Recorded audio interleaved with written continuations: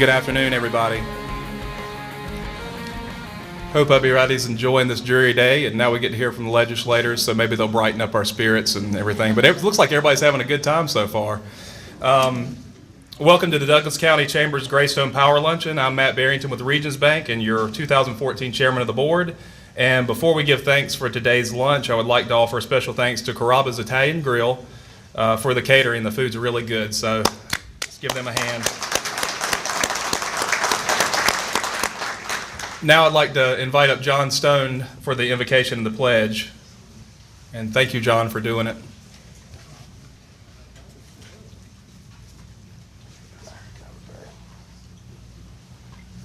Before we get started today, during this last week, Douglas County lost two very influential individuals in our community that put a lot of time into Douglas County, a lot of time into the community, and while we're having our blessing and everything, let's remember Captain Herb Emery. All of you are familiar with him and his traffic report and his volunteer work and his work he does in the community. So when we have our blessing, just remember him and his family as we go through. And also another individual is John Shrildor, who was a local man involved in city politics and here in the city as a councilman, passed away too. He leaves a hole in the community. He was an active member of Central Baptist Church, and these are two individuals that will be missed in our community. So let's remember their families as we go through our prayer. At this time, let's pray. Our Heavenly Father, we ask that you bless us today and bless this chamber for the work and the cooperation that they create in the community to try to make Douglasville and Douglas County a better place to live and a better place to work. We ask that you bless us through the day and the week. Watch over our members who are not present with us today so that they can continue to be a productive part of our community. Also, watch over the two families that lost their loved ones during this last week. Guide and protect them as they go through this period of struggling and sorrow. And we also want you to watch over our members and our members who serve in our local police and fire and emergency tech that protects us 24/7 in our community so that we can be safe. And a special thanks to the young men and women who are serving in our military, both here at home and abroad, and a special angel's wing over the ones who are in active combat zones throughout the world, so that they can return safely and be a productive part of our community. And for all these blessings, we say, amen. Oh, okay, let's stand for the pledge. Could not find the flag. I went looking while he was praying, so I think there's one flying over at the convention center. We'll kind of face right there. No problem. We got it. I pledge allegiance to the flag of the United States of America and to the republic for which it stands, one nation, under God, indivisible, with liberty and justice for all. If y'all heard me scurrying around, I was trying to find the flag, but that door is locked, so it's in there. We got a special recognition today for Diplomat of the Quarter, and as we know, most of the diplomats are all the chamber events and all the ribbon cuttings and are the backbone of the chamber, do most of the work. So without further ado, I would like to announce the Diplomat of the Quarter for the first quarter, and it is Beth Prater with the Douglas County Sentinel. And just to put that up.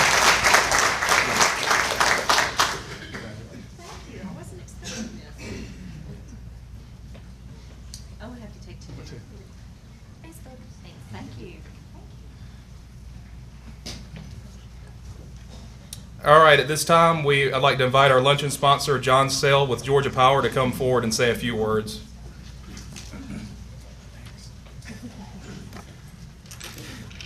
I'm John Sell with Georgia Power. At Georgia Power, we're a citizen wherever we serve. That's the motto that we've been running under for years and years and years.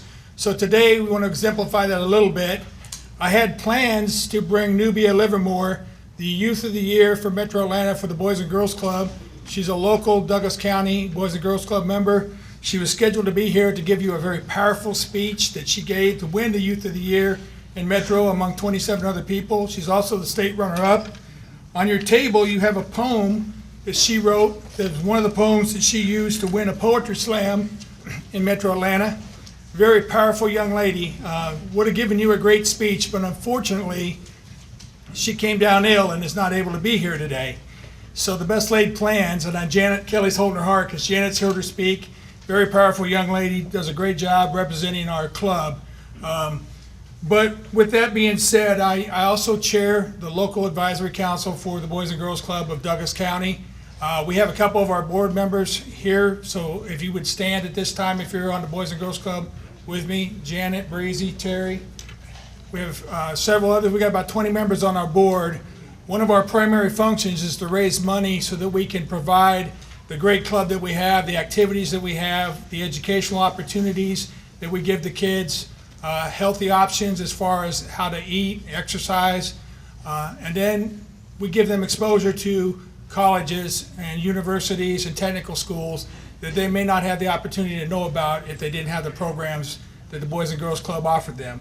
So on your table today, you'll find a pledge card and an envelope. And if you'll look in that pledge card, there's opportunities for you to give to support our local club. We could greatly use the money. Our kids could use the money. We have on average about 150 kids that are at the Boys and Girls Club every day. We have about 500 kids that are part of the club that come on occasion. And one of the great things about our club is most people know the graduation rate in Douglas County is in the 75% range. If we get those same kids for 3 days a week, we raise those rates among some of the kids in need to 92% graduation rate. So we're doing great things to provide them, to assist with the great education they're getting in Douglas County schools. So if you would, please consider filling out this pledge card. $35 will give healthy snacks for a month for a kid. $50 is a one-year membership. $150 will get 3 kids or will go to scholarships. So anything you can give, if you'll fill that out, leave it on the table. If you want to give it to me or Janet, or Breezy, Terry Baggett, or Barb Allen up here at the front table with Boys and Girls Club, we would greatly appreciate that honor that you guys would bless us with the dollars to support our club. The second group that I'm also associated with is the United Way of Douglas County. We have a great big event coming up on May 1. It's going to be across the street at the conference center. It's the National Day of Prayer. It's a morning breakfast, but we're doing it as a shoebox celebration. Tickets are $15. We'll have information at the back door. We'll have tickets available if you want to buy them today. There's several United Way board members that have tickets. But Melanie Robinson and Daniel Lewis here at the front table, raise your hands, guys. They'll be at the back with information about the breakfast. And our guest speaker that morning will be Alana Myers, two-time Olympic champion, actually silver medalist, bronze medalist. And then I understand now that she's also going to try to make the Summer Olympics. She was originally going to try to do that in softball, but now she's going to do it in rugby. So we'll get to hear from Alana and her walk on the National Day of Prayer. It'll be a great breakfast, 7:30, May the 1st. We should be done by 9 o'clock. Dr. Gordon Pritz has got tickets as well and has been instrumental in helping us get that program together. So please consider May the 1st, the United Way. So with that, I'm going to end my sponsored comments and thank you all for being here today.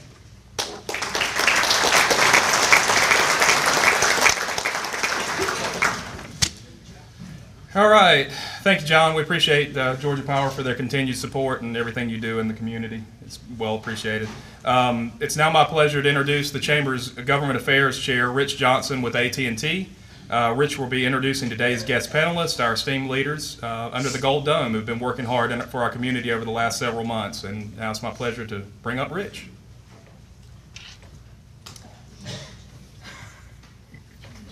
It's a balancing act back chair. If the legislators can, for all the state legislators, if you guys can go ahead and come on up here and grab a seat. Your names are appropriately selected there for you. First of all, I want to thank everyone for being here today. This is such an exciting event because being involved in local government is certainly critical to the success of Douglas County, but also being involved in our state government is so important. What they do at the Capitol impacts our businesses, it impacts our livelihood, it impacts our future, and so remaining engaged in what they do is absolutely is critical. I want to thank all of our legislators here today for their hard work, and on behalf of all the time they take out for the jobs that they have, where they actually get paid a real salary to do, we certainly appreciate their work. I have asked Representative Roger Bruce and Senator Dugan to give us an overview of each of their respective houses, and in order for us to have time for everyone, I've asked to do it in 3 minutes so that we can stay on task. So Representative Bruce, let's start with you.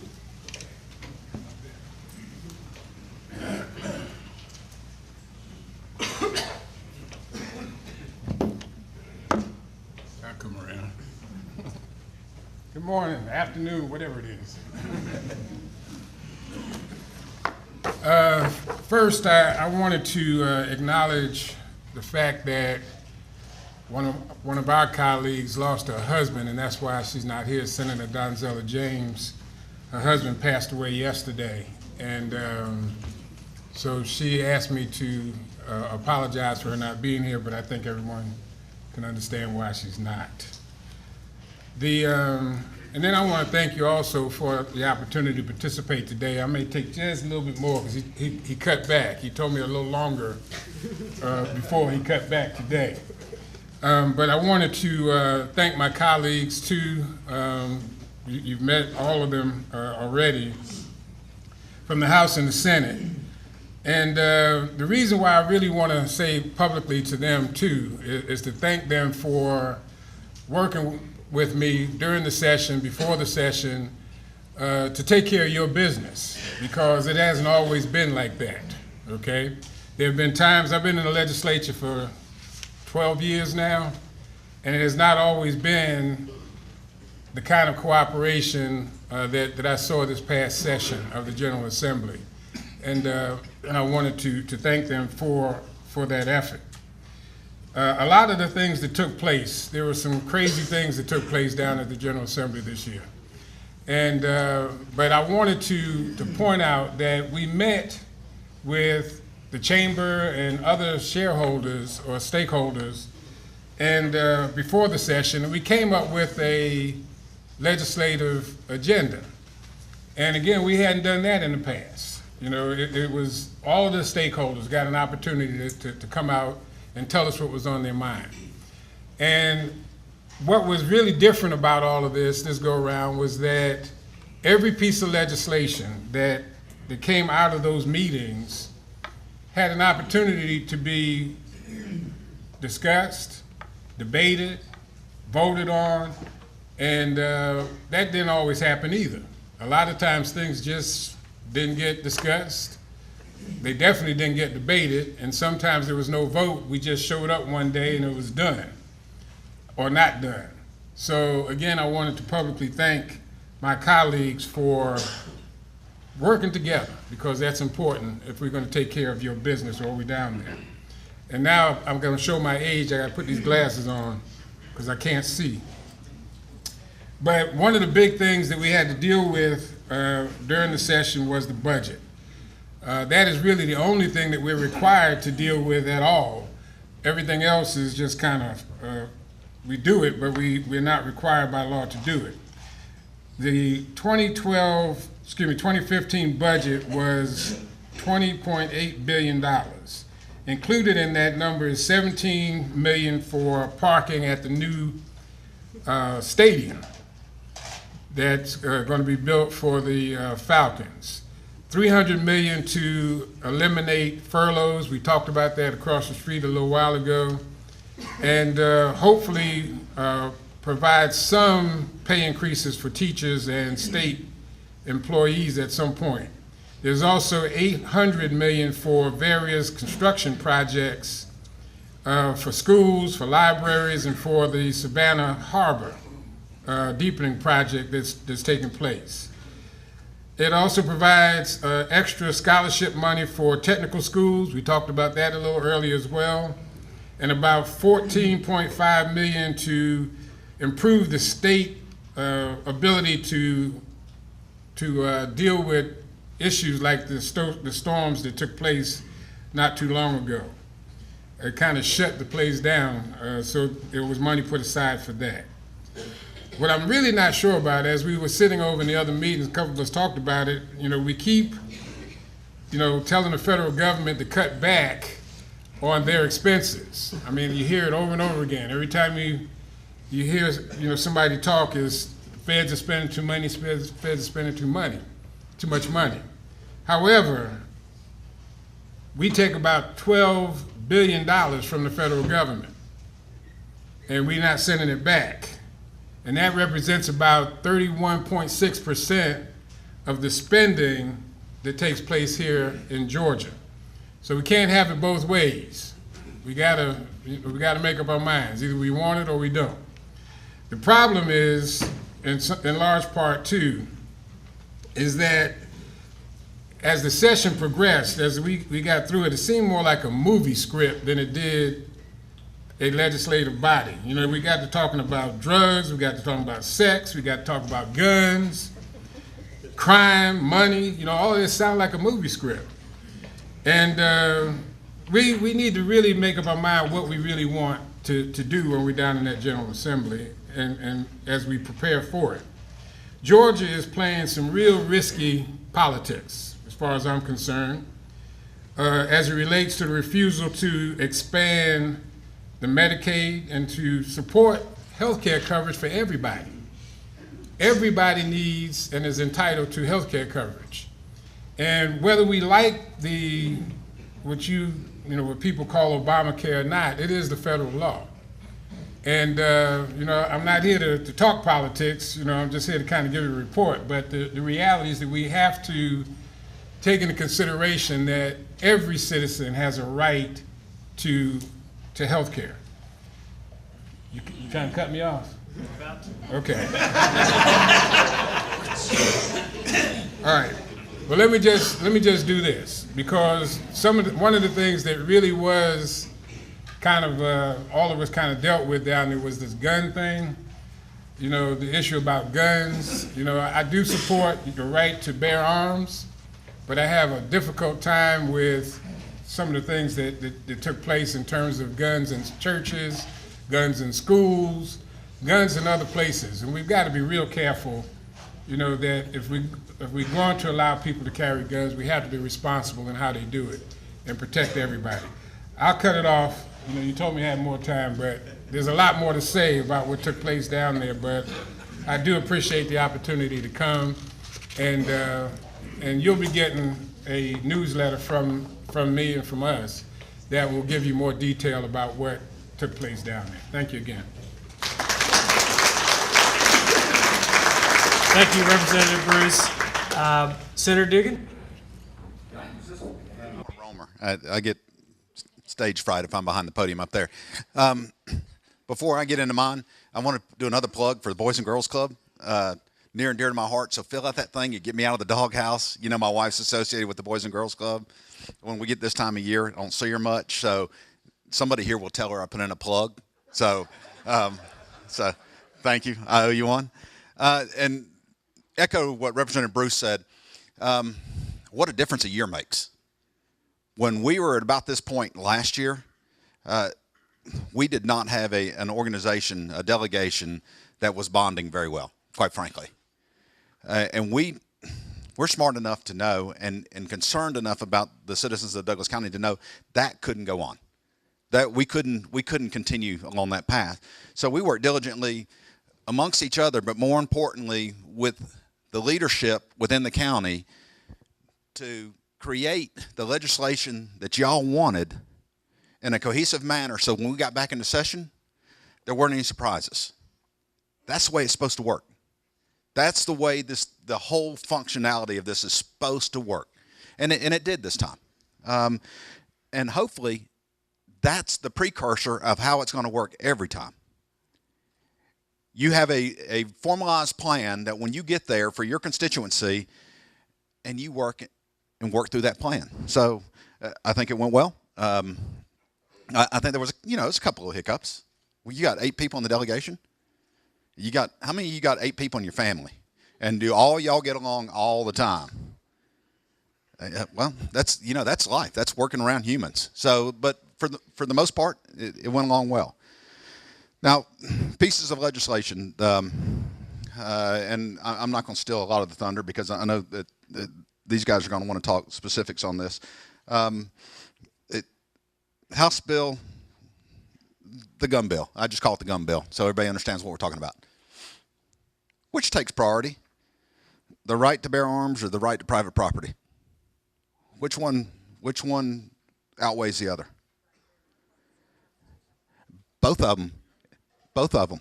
So if you have a church and you own that church and your delegation says, I want to allow people to have a gun in my church. No, my church doesn't do that. But your church may want to. But my church comes together as a congregation and says, we ought to allow that in here.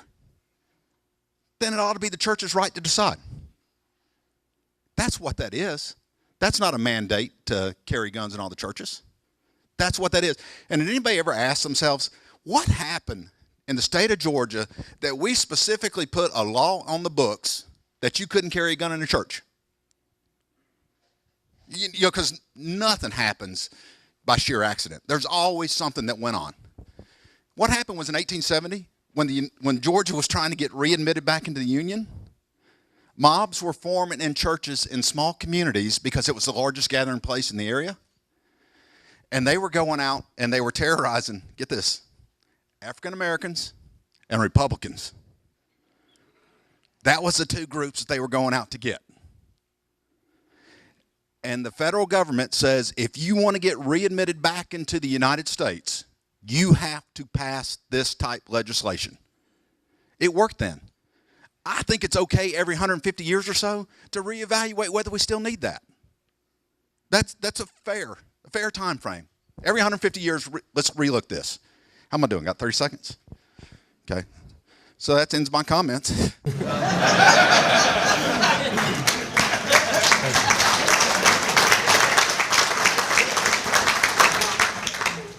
Thank you, Senator Dugan and Representative Bruce. It's certainly insightful to see what goes on down at the Capitol. We wanted to highlight some of our legislators' bills that they worked on, some of the issues that they worked on this legislative session. Our first question is for Representative Alexander. I know that you worked a lot on the economic development and opportunity zones. I'll pass this down to you. Can you talk about some of those and how they'll impact businesses here in Douglas County? This will be short and brief on that because I just actually started working on the opportunity zones and meeting with some of the local officials here, but I think that's an area that needs to be revisited with the state legislation to find out whether or not we are actually getting the benefits, if it's effective and efficient for us to utilize the opportunity zones program. Is there something else that we need to do? Do we need to expand it out here in Douglas County? Is it even being utilized to the best of with some of the businesses that are moving here and some of the old businesses? So I think that we need to revisit that. I am doing that.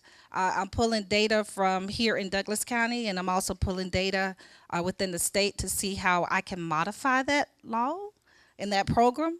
Do we need to do something else? What is the best practices? So I'm also looking at other states and what they're doing. For those of you that don't know, my background is an auditor for a Fortune 500 company. And so I utilize my skills that I have as an auditor to go back and research and pull stats to come up with the bills that I write. And that's where I'm going with the opportunity zones. So it'd be more to come with that. Thank you. Representative Gravely, one of the bills that was real near and dear to Douglas County was House Bill 449, the E911 bill. That was obviously successful in large part due to your championship and this delegation's championship. Can you tell us a little bit about that bill and how it will impact us here? Yes, sir.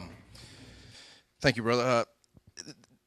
When I got elected, or actually right before I got elected, I was actually standing with Mayor Persons over at the Walmart over here for the Shop with a Cop program. And 911 Director Greg Whitaker came up to me. He said, Micah, if you get elected, can I talk to you about a bill that's near and dear to Douglas County here? I said, absolutely. And he knew a little bit of the background that I have with public safety and my support for law enforcement. So we met and we talked about it, and all of you know that it dealt with the 2009 floods, known as the 500-year flood. Specifically, 7 Douglas County citizens were killed during that flood. Many of us were probably put out by the fact that we couldn't get out of our driveway or we had damage to a part of our house that could be repaired. However, 7 families in Douglas County, as well as their colleagues and friends, suffered the loss of a loved one. And those can't be replaced. Those individuals are gone forever. So that was very near and dear to me. I dropped the bill my first session, and knowing that anytime you want to address the Open Records Act, that's going to take a lot of committee work. That's going to be highly scrutinized, and as well as it needs to be. So we dropped the bill that would prohibit the audio portion of a 911 call from being accessed by the media. Now, a lot of times the media gets a bad rap there, but I want to go further with that statement. What that law allowed was anybody could access that audio.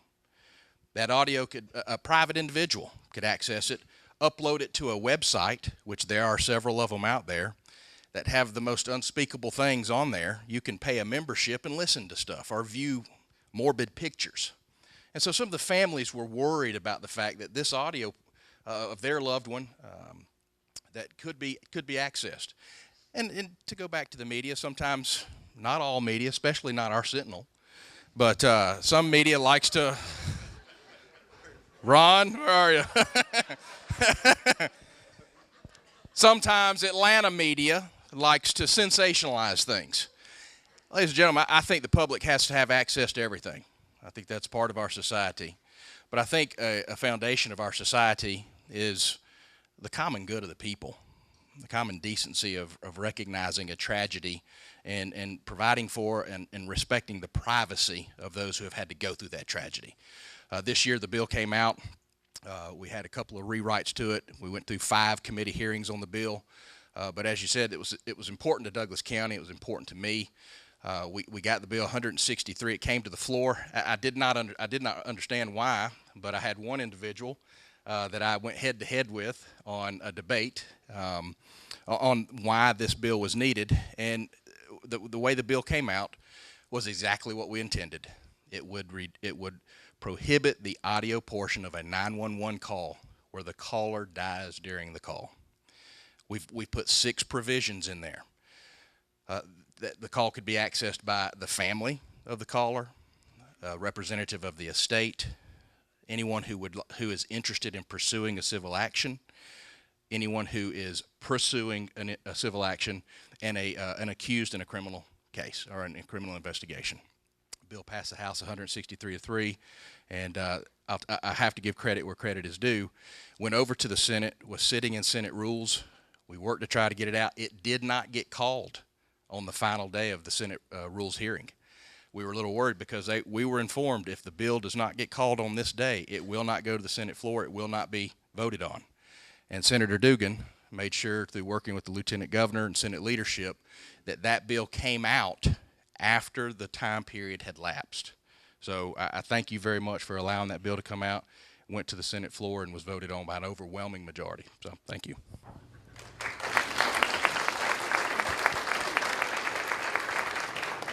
Representative Hightower, I know that you worked on a number of pieces of legislation down in the Capitol, one of which is the gun bill. Talk to us a little bit about that and how it impacts businesses as well as the community here in Douglas County. Definitely. Looks like I get a fun topic.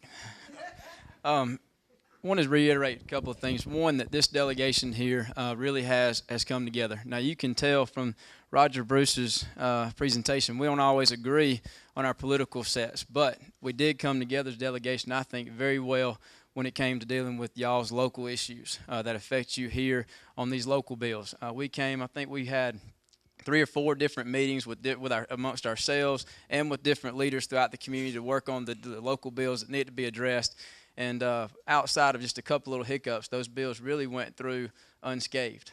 It really says a lot because, like Senator Dugan said, last year we did have some rough waters, but that's going to happen when you put a group together for the first time. Everybody's trying to feel each other out, see where we need to fit, and I think we've come together very well.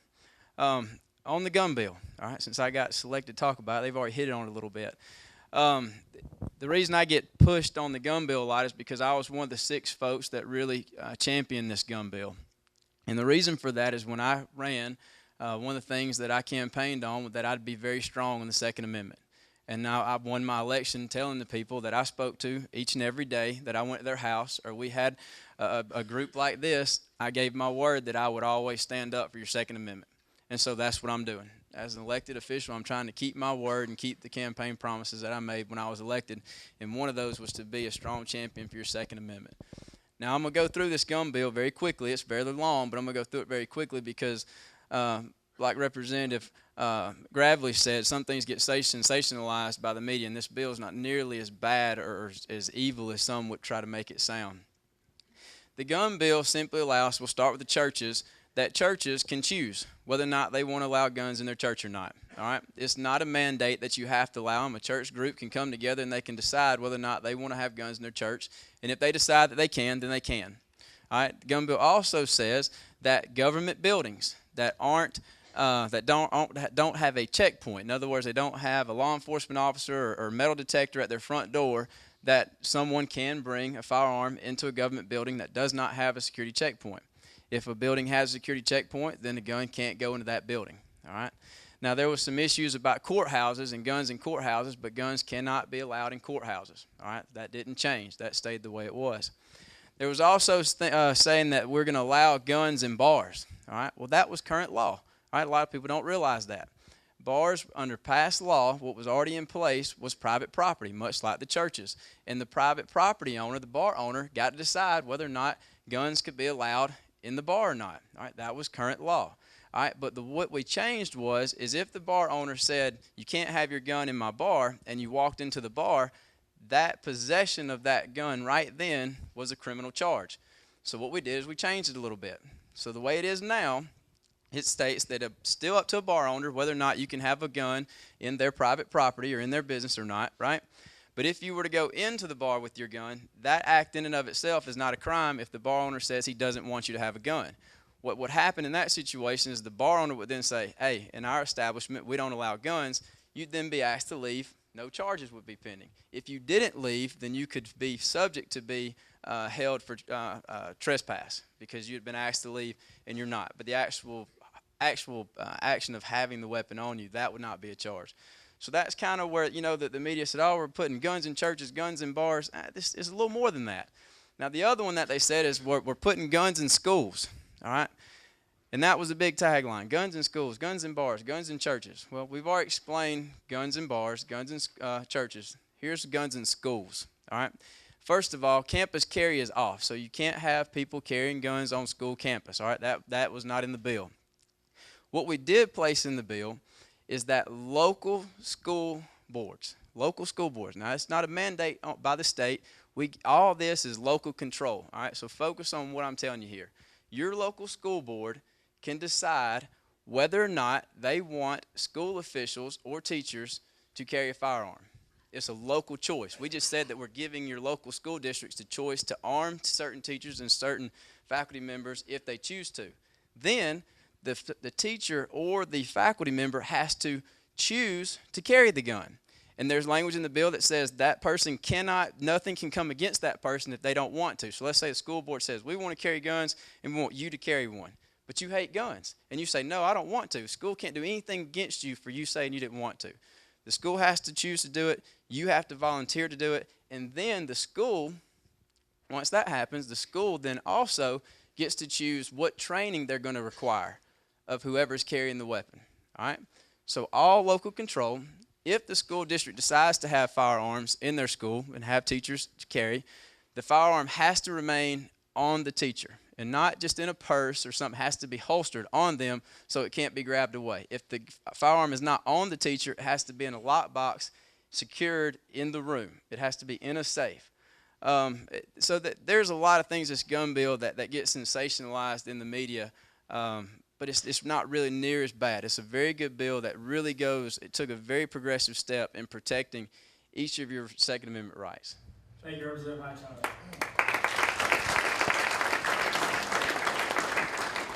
Representative Jones, we certainly don't want to leave you short. We want to give you an opportunity. Tell us, as the last speaker for today, tell us what we can, kind of a recap on the session and what we can expect looking forward into 2014, 2015. Absolutely, and I don't think I submitted any bills to speak about, so I'm going to touch on that real quick because I did have a bill that originated out of the Douglas County Commission, HB 833, which was a bill that would ensure that instead of having to designate an area a slum in order to get federal dollars, that we changed the word to blight. And thank you to Senator Dugan for helping. We got it out of the House. It made it to the floor of the Senate, and out of Senate rules, Senator Dugan helped me to make sure that we worked around the Rules Committee members to get it out of rules. Unfortunately, it was not called on the last night of this General Assembly, but we are going to present that bill again. When I ran, I did not intend to worry about the word slum. But your Douglas County Commission said it was important to them, so it was important to me. And so we made sure that we pushed that along, and we're going to do that again next year to do the same. Overall, I think that everyone kind of touched on it. This group has very much gelled a lot more than it did in the first year to be able to discuss issues, to have open and honest debate about issues, whether we agree or disagree, and make sure that we're working together and standing as a united unit to get things to move forward. I think one of the things that I would like to see going forward is making sure that we start now. Now is the time. Now is the time to talk about those issues that we want changed. Now is the time to bring to your delegation, as Representative Alexander mentioned, we research during our off session to determine what it is to go forward. Let's get out those kinks now, because the 40 days during the General Assembly session is simply not time to do it. This is your opportunity to speak to your representatives so that we can present forward the bills that are important to you, whether it is local legislation or things that will affect the entire state. Since we're on the gun bill, however, while I got my 30 seconds, you know, I was comfortable once some of those changes were made because my church is not going to allow us to carry guns. And if I see someone in a bar that has a gun, I'll just turn around and walk out. The one concern that was not brought up that made me still stick as no on that bill was that it allowed for people who were convicted felons to use a firearm in self-defense where they were previously not allowed. And that's a concern for me. Had there been a distinction made between violent felons and nonviolent felons, I may have been a little bit more comfortable with it. But to know that a felon, someone who has already been convicted of doing something wrong by Georgia law, could then say, oh, no, no, no, I picked up that gun over there because I was acting in self-defense. As a former prosecutor of 8 years, as a criminal defense attorney, if you're not there at the scene of a crime, sometimes it is very difficult to know what happened out there. And I think that created a loophole that made me not so comfortable with our Second Amendment rights. So outside of that, though, I think some of the changes were appropriate to the gun law, and it would have been something that I could support it otherwise. But those are the kind of things that we're talking about. Those are the kind of inputs that we need going on into the future years to make sure that we are all on the same page and that we're trying to move forward with what goes on. So I'm just honored to have a chance to represent a part of Douglas County. And we didn't get a chance to introduce ourselves, and all of us don't know everyone here. I live in Fulton County, but part of my district is in Douglas County. I went to church in Douglas County growing up all my life, and so it is a pleasure to be able to see each and one of you all to determine what can we do to move Douglas County forward. And so I just implore you all to continue doing what you're doing to support the community and continue to support your delegation as we all work together. Thank you.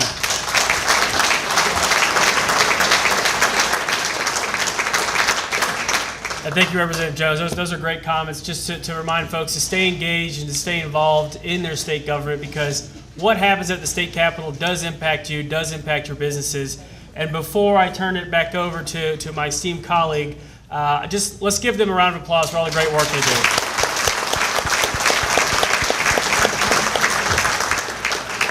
And Matt, I know we're short on time, so I'll turn it over to you.